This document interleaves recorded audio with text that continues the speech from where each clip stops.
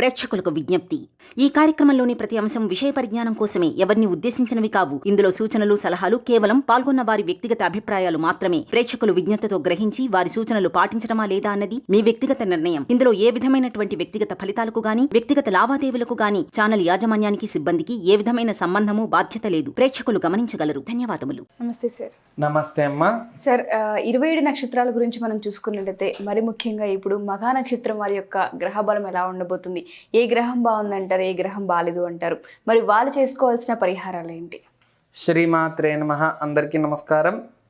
ఈరోజు మనం తెలుసుకునేది మఘా నక్షత్రం యొక్క స్వభావం, మఘా నక్షత్ర జాతకుల యొక్క ప్రభావం ఎలా ఉంటుంది, వాళ్ళు ఏ గుణానికి, ఏ గణానికి సంబంధించిన వారు, ఇవన్నీ తెలుసుకోవడం వల్ల, అదేవిధంగా వీరికి జాతక పరంగా ఏ గ్రహం నీచంగా ఉంటే ఏ ఫలితం ఉంటుందనే తెలుసుకోవడం వల్ల అన్నిట్లో కూడా వీళ్ళే తొందరగా కూడా తెలుసుకొని ఈ విధంగా చిన్న చిన్న రెమెడీస్ ద్వారా సుఖ సంతోషాలతో ఉండొచ్చమ్మా.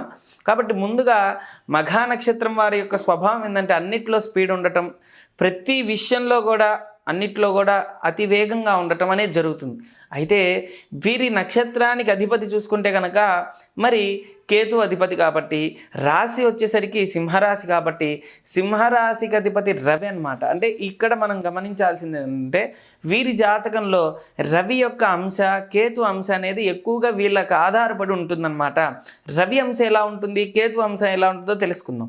రవి అంశ అనేది ఏంటంటే ఫస్ట్ కేతు అంశ నక్షత్రానికి సంబంధించి చూసుకుంటే కేతు అంశ దేని మీద ఇంట్రెస్ట్ పెట్టకుండా ఉండటం, ఏదైనా సరే, ఏ విషయం అయినా సరే, ఎంతవరకైనా సరే వీరికి ప్రతి విషయంలో, చాలా విషయంలో తీసేస్తారు. అంటే ప్రతి దానిలో వైరాగ్యం ఎక్కువ ఉంటుందని చెప్పుకోవచ్చు. ప్రతి విషయంలో కూడా విరక్తి కలిగి ఉంటుంది. ఏ పని కూడా చేయాలన్నా కానీ శ్రద్ధ ఉండదు, ఏదైనా సరే. కానీ వీరికి ఈ అంశ రాశి అధిష్టాన దేవత ఉంది కదా గ్రహం, ఆ గ్రహం చూసుకుంటే రవి కాబట్టి అలా ఇష్టం ఉండదు. ఎప్పుడైతే దేన్నైతే బాగా ఇష్టపడతారో అది ఎలా అయినా సాధించాలనే ఆలోచన ఎక్కువ ఉంటుంది. ప్రతి దాని మీద ఆలోచన ఉండదు, కానీ ఆలోచన వచ్చిన దాని మీద వదులుకోలేరు. అలాంటి స్వభావం కలిగి ఉంటుంది అనమాట. అయితే వీరిది మనం చూసుకుంటే కనుక తత్వం జలతత్వం, అంటే జలం ఎలా అయితే అన్నిట్లో కలిసిపోతూ ఉంటుందో అలానే కలిసిపోయి ఉంటుందన్నమాట. మనం చూసుకుంటే గుణం అంటాం, గణము గుణం ఉంటాయి కదమ్మా. ఈ గుణం చూసుకుంటే వీరికి తమో గుణం, అంటే వీరు ఎవరి జోరు వెళ్ళరు. వీళ్ళ జోలు వస్తే ఖచ్చితంగా కూడా ఎంత పెద్ద గొడవ అయినా సరే ఖచ్చితంగా గొడవ పడాల్సిందే, వాళ్ళు తేల్చుకోవాల్సిందే అన్నట్టుగా ప్రవర్తిస్తుంటారు. అదేవిధంగా రాక్షస గణం, అదేవిధంగా చూడమ్మా, రాక్షస గణము గుణం వచ్చేసరికి తమో గుణం. రెండింటిని ఎలా ఉంటుందంటే వీళ్ళ యొక్క ప్రభావం, ఎవరు బాధపడితే హ్యాపీగా ఉందామా, అంటే వీరంతటా వీళ్ళు ఎలా ఉంటుంది, వీళ్ళ స్వభావం ఎవరి జోలు వెళ్ళరు. వీళ్ళ జోలు వస్తే ఇప్పుడు ఎదుటి వ్యక్తిని, వీళ్ళది మఘా నక్షత్రం అనుకోమ్మా, ఎవరన్నా వీరిని తక్కువగా చేసి మాట్లాడినా, తక్కువగా చేసి చూసినా, అదే సమయంలో లేదంటే వాళ్ళకి ఏదైనా సరే అనారోగ్యము, ఆరోగ్యపరంగా వేరే వాళ్ళకి ఇబ్బంది పడితే వీళ్ళు చూసి నవ్వుకుంటారు. అంటే నన్ను అన్నారు కాబట్టి వీళ్ళకి అయింది అనే ఖచ్చితంగా అలాంటి గుణంతో ఎక్కువ ఉంటారనమాట. కాబట్టి ఎక్కువ తమో గుణంతో ఉంటుంది. ఇంకోటి ఏంటంటే ఎవరి జోలు వెళ్ళరు, వీళ్ళ జోలు వస్తే అసలు ఊరుకోరనమాట. ఎక్కువ శాతం విరక్తిగా ప్రతి విషయం కూడా ఫస్ట్ వైరాగ్యంగానే మాట్లాడతారు. ఏది చేయాలన్నా, ఏది జరగాలన్నా ఇదంతా నాకు అవసరం లేదు, నాకు ఇష్టం లేదు అంటూ ఉంటారు. కానీ కొన్ని విషయాల్లో మటుకు బాగా స్పీడ్గా ఉంటారు. ఇది నాకు కావాల్సిందే, ఖచ్చితంగా నాకు ఇవ్వకపోతే నేను ఊరుకోను అనే స్వభావం రెండు కలిసి ఉంటుందన్నమాట. అయితే వీరి యొక్క స్థితి కారణం ఏంటంటే సృష్టి. ఎప్పుడు కూడా వీరు ప్రతి దాన్ని కూడా సృష్టికి ప్రతి సృష్టికారం అంటారు కదా, అలానే వీరికి ప్రేమ సృష్టించగలుగుతారు, ద్వేషం సృష్టించగలుగుతారు. ఏదైనా సరే సృష్టిలో వీళ్ళకి మించిన వాళ్ళని అంత బాగా సృష్టిస్తారు. ఏదైనా సరే, ప్రేమ అయినా, ఆప్యాయత అయినా, ద్వేషమైన, ఈర్ష్య అయినా, ఏదైనా సరే వీళ్ళు అన్నిట్లో కూడా శక్తి సామర్థ్యం అధికంగా ఉంటుంది. కాబట్టి వీరి యొక్క తత్వం అలా ఉంటుందన్నమాట. అదేవిధంగా చూసుకుంటే వీరికి ఎక్కువగా కూడా మనం చూసుకుంటే కనుక పితృదేవత సంబంధించిన కారకం అనమాట. అంటే దేవతా సంబంధం గ్రహం చూసుకుంటే, అంటే దేవత అనేది వీరికి పితృదేవత సంబంధించింది. అంటే వీళ్ళకి ఎక్కువగా కూడా పితృదేవత అనుగ్రహం ఉంటుందన్నమాట.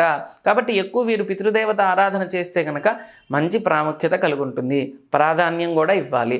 అయితే మనం చూసుకుంటే కనుక జాతకపరంగా వీరికి దేవతా గ్రహాలు, అదేవిధంగా గ్రహాల సంబంధించింది చూసుకుంటే రవిగ్రహం, వీరికి జాతకంలో కనుక రవిగ్రహం నీచంగా ఉంటే సంతానం కలగకపోవడం, అదేవిధంగా పితృ సంబంధమైనది ఏదైతే ధనం అవ్వచ్చు, లేదంటే ఏదైనా సరే మానసికంగా అయినా ఏదైనా సపోర్ట్ రాదనమాట. తండ్రి నుంచి రావాల్సిన సపోర్ట్ ఏది రాదు. అదేవిధంగా జీవితం అస్తవ్యస్తంగా ఉండటం, 10 మందిలో అవమానం పడుతూ ఉండటం, ఇలాంటివి జరుగుతుంటాయి. పితృ సంబంధం అనారోగ్యం కూడా ఉండే అవకాశం ఉంది. ఎందుకంటే జాతకంలో వీళ్ళది జన్మతః చూసుకుంటే రాశికి అధిపతి ఎవరయ్యా అంటే రవి. కాబట్టి రవి నీచంగా ఉన్నాడు అనుకోండి, మన ఇంట్లోనే నీచంగా ఉన్న, మన ఇంట్లోనే కుటుంబంలోనే మనకి సహకరించకపోతే పక్కవాడు ఎవరు మనకి సహకరించరు కదా. కాబట్టి జాతకంలో రవి నీచంగా ఉంటే తండ్రి నుంచి సపోర్ట్ లేకపోవడం, అదేవిధంగా పితృదేవతా సంబంధమైన శాపం అంటుంటారు చూడమ్మా, పితృదోషాలు ఉన్నాయి అంటారే, అవన్నీ కూడా ఉన్నట్టుగా అర్థం అనమాట. కాబట్టి జాతకంలో రవి మంచి స్థితికి వెళ్ళేటట్టు ఏదైనా సరే రవి కవచం చదువుకోవడం, అదేవిధంగా 10 మందికి అమావాస్య కానీ పౌర్ణమికి కానీ గోధుమ పిండితో చపాతీలు తయారు చేయించి పంచటం అన్నిట్లో కూడా శ్రేయస్కరం. మంచి శుభమైన అంటే ఏదైనా సంకల్పం పెట్టుకున్నారనుకోండి, శుభ సంకల్పం ఏదైనా సరే, వీళ్ళు ఇల్లు కట్టుకోవాలనో, స్థలం తీసుకోవాలనో, లేదంటే ఒక బంగారం కొనుక్కోవాలనో, వాహనం కొనుక్కోవాలంటే, అంటే మంచి పెద్ద స్థితిలో ఏదైనా చేయాలి అనుకున్నప్పుడు పితృదేవత అనుగ్రహం పొందితే తొందరగా సిద్ధిస్తుందన్నమాట. కాబట్టి ఇదే విధంగా అంటే అనాథాశ్రమం కానీ, వృద్ధాశ్రమం కానీ, మనం చూసుకుంటే వేద పాఠశాల కానీ, లేదంటే ఏదైనా ఆశ్రమం కానీ ముందుగా 10 మందికి భోజనం పెట్టి కనుక వీరు ఏదైతే పని అనుకుంటారో అది సక్సెస్ అయిపోతుంది.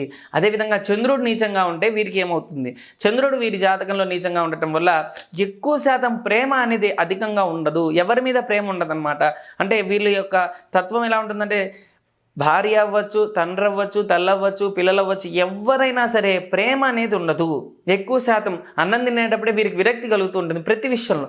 అంటే ఇంట్లో ఈ వ్యక్తి ఉన్నాడు అనుకోండి, అబ్బాయి అయినా అమ్మాయి అయినా, అన్నం తినేటప్పుడే భార్య అవ్వచ్చు, భర్త అవ్వచ్చు, గొడవలు అవ్వడం వల్ల తిండి తినకపోవడం, తిండి మీద ఇంట్రెస్ట్ లేకపోవడం, ఎక్కువ శాతం కంచాలు ఇసిరేసి కొడుతూ ఉండటం, ఇవన్నీ కూడా ఎక్కువ అన్నం మాడిపోతూ ఉండటం, ఇవన్నీ జరుగుతాయి.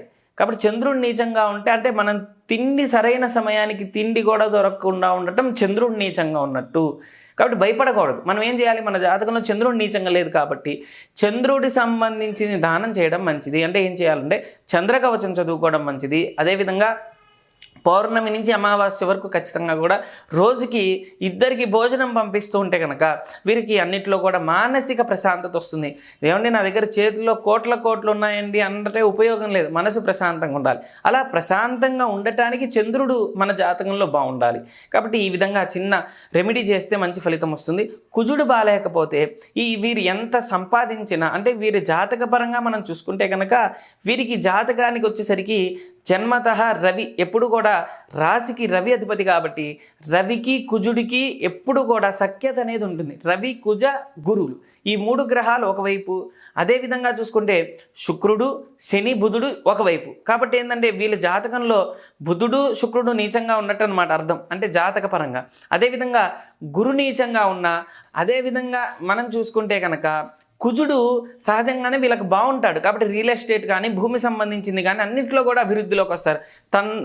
మనకి చూసుకుంటే కనుక సోదర మరి అన్నదమ్ముల మధ్య ప్రేమ ఆప్యాయత అనేది అధికంగా ఉంటుంది. అయితే కుజుడు నీచంగా ఉంటే ఇవి రివర్స్లో ఉంటాయి, ప్రేమ ఉండదు, గొడవలు అవుతుంటాయి. కొన్న స్థలం కానీ, స్థలంలో డెవలప్మెంట్ లేకపోవడం కానీ, కొన్నదంతా అమ్ముకోవడం కానీ, అప్పులు అవుతూ ఉండటం కానీ ఇలా జరుగుతాయి. కాబట్టి ఇలాంటిది నివారణకి 10 మందికి అన్నదానం చేయాలి. చూడండి, ప్రతి మంత్రంలో, ప్రతి హోమంలో, ప్రతి అభిషేకంలో, ఏ వ్రతం చేసినా, ఏ యజ్ఞం చేసినా లాస్ట్కి ఏం చేస్తారమ్మా, అన్నదానం చేస్తారు. ఖచ్చితంగా 10 మందికి అన్నదానం చేస్తేనే మంచి ఫలితం వస్తుంది. కాబట్టి మనం అన్నిట్లో బాగుండటానికి ముందుగా అన్నదానం చేయడం వల్ల మంచి ఫలితం వస్తుంది. ముందు ప్రశాంతత అనేది రావడానికి అన్నదానం చేయడం మంచిది. అదేవిధంగా చూసుకుంటే కందిపప్పు దానం ఇవ్వటం వల్ల మంచి ఫలితం వస్తుందన్నమాట. సుబ్రహ్మణ్యేశ్వర స్వామి ఆరాధన చేస్తే కనుక వీరికి రియల్ ఎస్టేట్లో చేసే వాళ్ళు అవ్వచ్చు, భూమి సంబంధించింది ఏదైనా సరే డెవలప్మెంట్ అవ్వాలనుకున్నా, భూమి అమ్మాలన్నా కొనాలనుకున్నా, కొంతమందికి చేతుల నిండా డబ్బు ఉంటాయి కానీ కొనడానికి సరైన స్థలం దొరకదు. కారణం ఏంటంటే అంగారకుడు నీచంగా ఉన్నాడు అని అర్థం. కొంతమందికి స్థలాలు బాగుంటాయి, అమ్ముకోవడానికి రాదు, అది కూడా అంగారకుడు నీచంగా ఉన్నాడని అర్థం. కాబట్టి అంగారక దోషం పోవడానికి, కుజుడు దోషం పోవడానికి సుబ్రహ్మణ్యేశ్వర స్వామికి అభిషేకం, అర్చన, పూజా కార్యక్రమాలు చేస్తూ శ్రద్ధగా కనుక ఆరాధిస్తే కనుక మంచి ఫలితం అనేది వస్తుంది. అదేవిధంగా అంగారక దోషం అయిపోయిన తర్వాత వీరికి బుధుడు కనుక నీచంగా ఉంటే, ఎప్పుడు ఇందాక చెప్పాను కదమ్మా, బుధుడు మరి శుక్రుడు శని ఎక్కువ శాతం నీచంగా ఉంటాడు. నీచంగా ఉంటే ఏమవుతుంది, ఉద్యోగం రాదు, వచ్చిన ఉద్యోగంలో సమస్యలు ఉంటాయి, అధికంగా ఇబ్బందులు పడుతూ ఉంటాం, ఆటంకాలు కలుగుతుంటాయి, ఇవన్నీ ఉంటాయి. కానీ బుధుడు బాగుంటే మంచి వ్యాపారంలో బాగుంటుంది, ఉద్యోగం బాగుంటుంది, అన్నింటిలో బాగుంటాయి. కాబట్టి బుధుడు బాగాలేకపోతే బుధ కవచం చదువుకోవడం మంచి ఫలితాన్ని వస్తుంది. విష్ణు సహస్రనామం, అదేవిధంగా శ్రీమన్నారాయణుడికి సంబంధించింది ఏదైనా సరే సహస్రనామంతో ప్రతి నిత్యము చదువుకుంటూ ఉండటం వల్ల మంచి ఫలితం వస్తుందన్నమాట. గురు జాతకంలో వీరికి గురు బాగుంటాడు, కానీ నీచంగా ఉంటే విద్య రాకపోవడం, గవర్నమెంట్ ఎన్నిసార్లు ట్రై చేసినా రాకపోవడం, ఇలాంటివి జరుగుతాయి. కాబట్టి గురు మంచి స్థితిలో రావడానికి, గురు మంచిగా అనుగ్రహం ఉండటానికి ఎక్కువ శాతం గురు కవచం చదువుకోవాలి, దత్తాత్రేయ స్వామి స్తోత్రం చదువుకోవాలి. దత్తాత్రేయ స్వామి కవచం కానీ స్తోత్రం కానీ పారాయణం కానీ చేస్తే కనుక మంచి ఫలితం వస్తుందన్నమాట. అదేవిధంగా శుక్రుడు, ఇందాక చెప్పాను శుక్రుడు నీచంగా ఉంటాడు అని. ఈ నీచంగా ఉంటే ఏమవుతుంది, మంచిగా ఉంటే ఏముంటుంది తెలుసుకోవాలి. శుక్రుడు నీచంగా ఉంటే భార్యాభర్తల మధ్య ప్రేమ లేకపోవడం, ఆప్యాయత లేకపోవడం, అండర్స్టాండింగ్ లేకపోవడం, ఒకరినొకరు అర్థం చేసుకోలేకపోవడం, గొడవలు అవుతుంటాయి. అలా గొడవలు అవుతున్నాయంటే శుక్రుడు నీచంగా ఉన్నాడని. కాబట్టి శుక్రుడు బాగుండడానికి శుక్ర కవచం చదువుకోవడం వల్ల మంచి ఫలితం వస్తుంది. భార్యాభర్తల మధ్య ప్రేమ పెరుగుతుంది, సఖ్యత పెరుగుతుంది. అర్ధనాదీశ్వర స్తోత్రం కూడా చదువుకుంటే మంచి ఫలితం వస్తుంది. శుక్రుడు మంచి స్థితిలో ఉంటే కనుక ఇద్దరు బాగుంటారు, ప్రేమాప్యాయతలు ఉంటాయి, అన్నీ బాగుంటాయి. కాబట్టి మనం తెలుసుకోవాలి ఏం బాగాలేదు ఏది బాగున్నాయి తెలుసుకున్నాయి ఇంకొమ్మ మంచి ఫలితం వస్తుంది. శని భగవానుడు వీళ్ళకి కనుక బాగాలేకపోతే ఎప్పుడు ఎంత మంచి చేసినా పక్కవాడు వీళ్ళని తిడుతూ ఉండటం, అర్థం చేసుకోలేకపోవడం, మనస్పర్ధలు రావడం, ఇలాంటివి జరుగుతుంటాయి. శని బాగుంటే వీరు ఏ పెట్టుబడి పెట్టినా, ఏ వ్యాపారంలో పెట్టుకున్నా అన్నిట్లో కూడా లాభాలనే చేకూరుతాయి అన్నమాట. కాబట్టి రాహుకేతులు చూసుకుంటే స్థిరత్వ కారకులు, కాబట్టి రాహుకేతులు సరిగా లేకపోతే ఎప్పుడు ఏదో ఒక స్థిరమైన ఆలోచన లేకపోవడం, మనస్పర్ధలు ఉండటం, కాన్సన్ట్రేషన్ లేకపోవడం, ఇలాంటివి జరుగుతాయి. కాబట్టి వీళ్ళకి జాతకపరంగా రాహుకేతువులైనా సరే, నవగ్రహాల్లో ఏ గ్రహమైనా సరే సరిగా లేకపోతే, స్వామి మాకు ఏ విధంగా తెలియదు స్వామి, గ్రహాలు నాకు అర్థం కాలేదంటే నవగ్రహ కవచం చదువుకోవడం మంచి ఫలితాన్ని ఇస్తుందన్నమాట. థ్యాంక్ యూ దత్త గారు, థ్యాంక్ యూ సో మచ్. ఓం శ్రీ దత్తాయ నమః. ఓం శ్రీ దత్తాత్రేయాయ నమః.